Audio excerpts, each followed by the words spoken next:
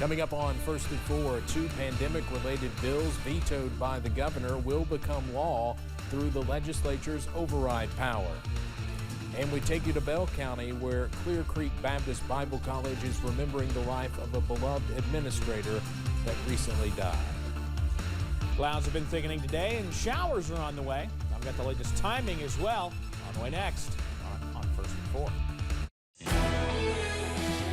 Dedicated to Eastern and Southern Kentucky, this is WYMT Mountain News First at 4. Good afternoon, I'm Steve Hensley. First at 4, 2 pandemic-related bills vetoed by Governor Beshear will become law through the legislature's override power. One deals with unemployment benefits, the other with the state of emergency. WYMT's Phil Pendleton has more on the impact of the legislation. The legislature used their power to override vetoes Monday, one to override the veto of a bill dealing with unemployment, the other with a Senate joint resolution that would effectively end the COVID-19 state of emergency. The body shall come to order. The COVID-19 state of emergency ends under Senate Joint Resolution 150 that Governor Beshear issued 2 years ago with the onset of the pandemic. But some say that ending could impact the $50 million Kentucky receives in extra SNAP benefits for the poor. That's $50 million, about $100 per person, that won't be available next month. Imagine trying to feed yourself on $100 less next month. The legislature also voted to override the gubernatorial veto of House Bill 4. Some argue it's going to make it harder for people laid off to find a job with equivalent compensation. But the Kentucky Chamber of Commerce supports the bill because of the numerous employers who have struggled to find workers in the past year. And we're just very concerned that if we're not doing enough to ensure that we have the workers to fill jobs, we're going to fall behind. In a post on social media, Governor Beshear said that these two bills are cruel and will hurt struggling Kentuckians while they are down. Bluntly put, he said that these two bills will keep food off the table from hungry seniors and children. In Frankfort, Phil Pendleton, now back to you. Senate leaders have said that the governor's state of emergency is not the only way to fund an expansion of SNAP benefits.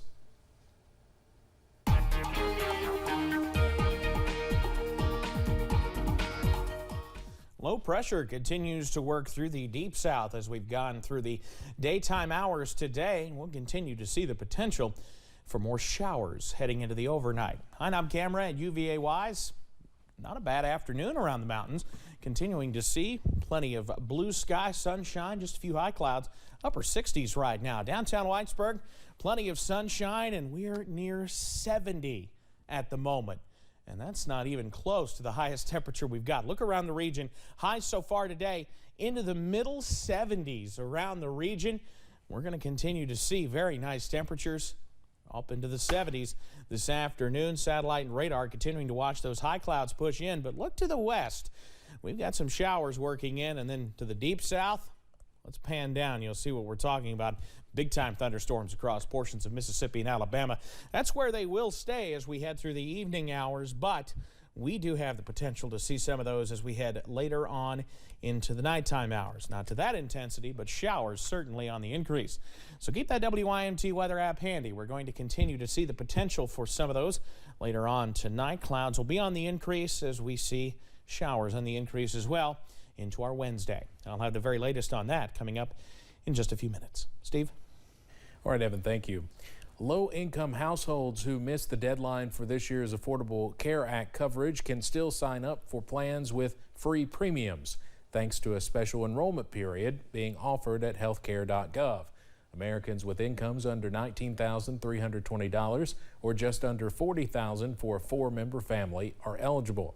The Centers for Medicare and Medicaid Services says most can get plans without premiums, while others may see a minimal cost. A record-setting 14.5 million Americans signed up for the ACA in 2022. Jen Psaki has tested positive for COVID-19 again. News of the White House press secretary's positive diagnosis comes just hours before President Joe Biden is scheduled to leave for his trip to Brussels and Warsaw. She last tested positive back in October before another foreign trip. Psaki will not go to Europe now. The Omicron variant BA.2 is rapidly spreading in parts of Asia and Europe, and according to the CDC, the highly contagious variant now makes up 35% of U.S. COVID-19 cases. This as the White House says the government is rapidly running out of COVID funds. CBS's Laura Podesta reports. At Johnson Memorial Health in Franklin, Indiana, a major milestone. 5 straight days with no COVID patients. It's given hospital staff a moment to catch their breath. It's kind of just a big mental relief to know that, hey, the institution's COVID-free for the first time as long as I can remember. The highly contagious Omicron variant BA.2 is rapidly spreading in parts of Asia and Europe and now makes up over a third of U.S. COVID cases. That is, cases that get reported. We are seeing an uptick of coronavirus in the wastewater, so that's your sewage water. So we know that there is increasing transmission across the country. The real question is, does that translate into severe disease, hospitalization, and death? Here in New York, the BA.2 variant accounts for nearly half of all cases. Last week, infections were up 32% compared to the week before. The increase in certain areas of the country comes as some state and local governments have dropped mask and vaccine mandates and have stopped reporting case counts. Now the Biden administration says it's nearly run out of money to fight COVID. Billions were eliminated from a recent government spending bill. There's still enough to vaccinate children under 5 and offer a 4th booster shot to the immunocompromised. Anything else would require Congress to approve more funding. The administration is asking for $22.5 billion. Please don't slip and decide we're done with the strong support of resources for COVID, because COVID is not done with us. Republicans say the White House should be able to find COVID funding in the trillions Congress has already approved since the start of the pandemic. Laura Podesta, CBS News, New York. Pfizer and UNICEF are partnering up to fight COVID-19 around the world. Starting next month, Pfizer will supply 4 million courses of Paxlovid, that's its COVID-19 antiviral pill, to UNICEF. The medicine will go to people in 95 low and middle income countries, which covers 53% of the world's population. Lower income countries will just pay a not-for-profit price, and countries with higher incomes will pay according to a tiered pricing arrangement. Pfizer is voluntarily recalling its blood pressure drug Accuredic because there's too much of a particular impurity called nitrosamines.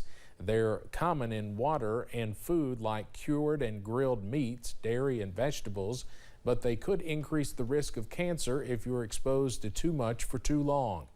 There have not been any reports of anything happening to people who've taken this medication, but Pfizer is recalling it just in case, and that includes the brand name and 2 generics.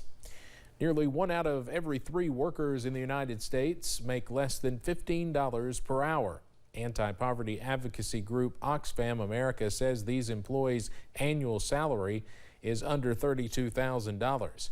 Researchers also say 47% of black workers are below the $15 threshold, which is almost twice the number of white counterparts. A similar split was also among women, who are more likely to make less than men. This report is among the movements to get the federal minimum wage raised from its current level of $7.25, where it's been since 2009.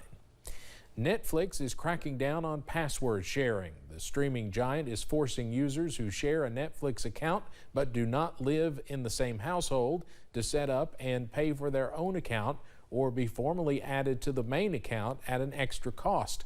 It's an experiment some experts are calling risky, as Netflix aims to show its investors that there's growth both in revenue and users. There's a delicate balancing act that they have to figure out where they keep their existing users happy and engaged. Password sharing is definitely a part of that, but it's very clear that you're getting at least $1 more per user per quarter.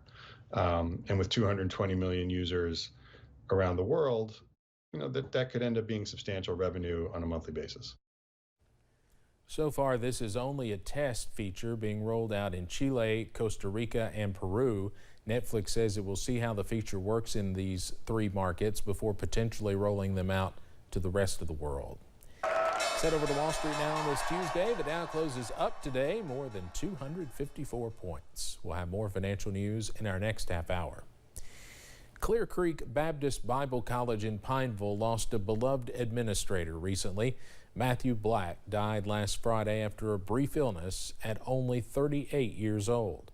Matthew was a husband, father, and also a student leader at the college as the Dean of Institutional Advancement. The president of the college, Dr. Donnie Fox, said Black was his right-hand man. When I say Matt was my go-to guy, I could give him an idea, I could give him a project, I could give him a person to contact and set things up, and I never had to worry about was he going to follow through. Visitation will be until 9 o'clock tonight at Southern Oaks Funeral Home in Somerset. Funeral services will be held tomorrow at 11 a.m. at the Chapel of Southern Oaks. When we return, people in parts of the country are bracing for dangerous weather as a line of severe storms makes its way across the south. That line of storms about to cross into Alabama, and I know April showers bring May flowers, but what about late March showers? I think we'll have a chance to find out later this week. I've got the details.